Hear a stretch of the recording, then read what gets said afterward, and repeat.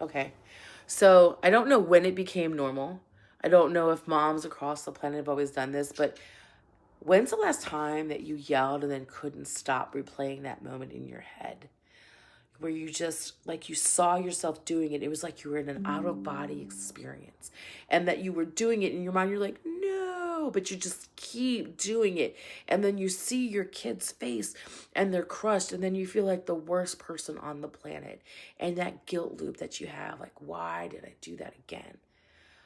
But that loop, it's not just emotional, it's chemical and it's conditioning, right? It's your reaction to what showed up, and it can be interrupted. Because guilt is one of the things as moms that we carry that's the heaviest. And it can sneak in after every single mistake. We can have that fear of, like, I am ruining my children. I'm failing my kids. I'm I'm going to be why the reason they're in therapy, right? Those are the things that we think.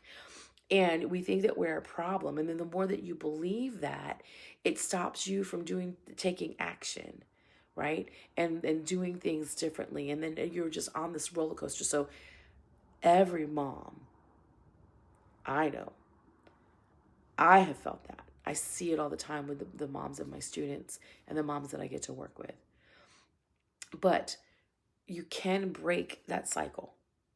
Okay. One of the ways that I recommend that you do that, and this is something I've done with my children, my boys, is I just kind of came from a place where they're going to blame me for it anyway, right? Like, it's always the mom's fault in therapy. And so they're going to blame me for it anyway. So why shouldn't I be the mom that I want to be?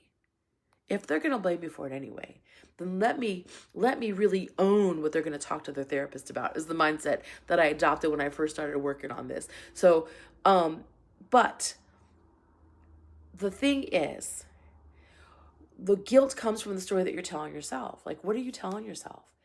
Like, about the moment, because it takes two people to create a moment. It takes a child and a parent.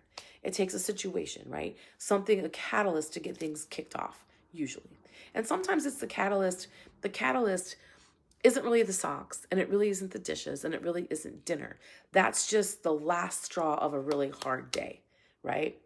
So the thing is to name it and to own it and to understand, like, what is really truly triggering here. Like, why am I telling myself that I'm doing this? And then reframing that moment and saying, okay, yeah, this did happen, and choosing to lead from that. And what I mean by that is, you can have that moment where you explode. And instead of feeling the guilt, right, you'll still feel the guilt, but repair it with confidence, and not just to yourself, to the other party, whether it's your kid or your spouse or even a coworker. Apologize and say that this is what happened, and I'm sorry. And I did not mean to speak to you that way, or I did not mean to do that, or I did not mean to do this thing. When I saw X, Y, and Z, it made me think of Q, P, and L, and I reacted from there. And apologize, right? That's what that's what will help break the loop, right? Feel the feels.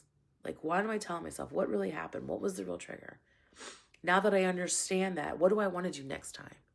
And then go to the person that was involved in this thing and repair it.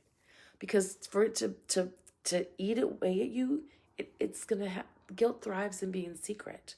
But when you own the moment and you own your behavior and you take responsibility for what you created, you show up as a leader. And you know that you can come from a different place, because you're not going to have that added as another layer to the moment that you were in, right? So, what does it look like? I mean, it looks like just having honesty with yourself first, and having the confidence in yourself and that you can change, to say it out loud and say how you want to be and make that as a choice. And it's not being weak, right? Admitting that you're wrong and saying it's not a weakness. That is not a weakness. That's modeling. If it's happened at home, it's modeling behavior that you want to experience. It's modeling that leadership, the leadership that doesn't say, I'm always right, because we're not, we're human beings.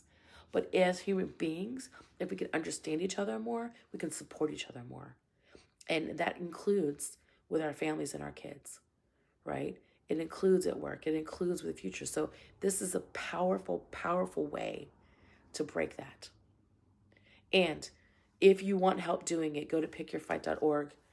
Take my quiz to pick your fight so that you're spending energy on the right fights and not trying to fight everything all the time, so that you can work on one fight at a time, one win at a time, and start getting things done and showing up in the world as the leader that you know you can be, the leader that you want to be, and being and doing the things that you know you're meant to be. So grab it, do it, let's get in the fight, let's change things.